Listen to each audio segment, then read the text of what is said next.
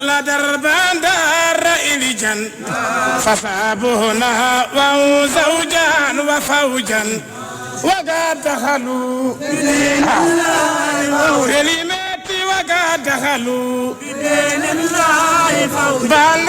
وقد دخلوا بدين الله فوجا وأفواجا على هزر الكبوني شرن وقد دخلوا بدين الله فوجا وأفواجا على هزر الكبوني. Yo Allah jaɓan en yo Allah renan en ɗum rente en hen sabu barke Allah e nelaɗo mum sallallahu alayhi wa sallama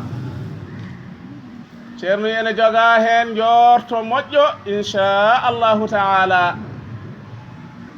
sabu Madina ɗo joom haqqille fof joom limanu billahi celluɗo fof ina andi ni wana feere yimɓe waɗi ni waawi wonde ni waawi wonirde ni wana feere yimɓe ko muuyo Allah e golle mum e barke nelaaɗo Allah sallallahu alayhi wa sallama e daraja cheikhana Ahmad Tidiani radiyallahu ta'ala anhu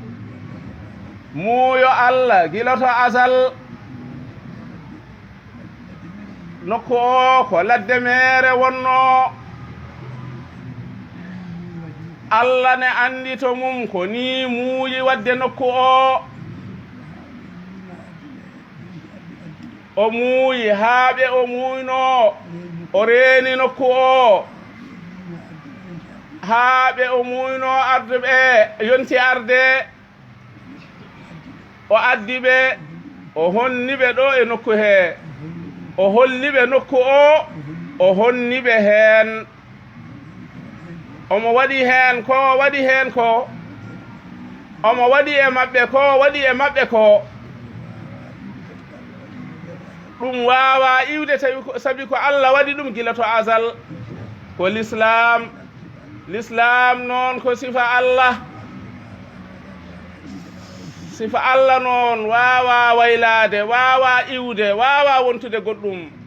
alhamdulillahi rabbil alamina ceerno yen tinno e diina men no moƴƴi tinnoɗenne kadi e kawral no moƴƴi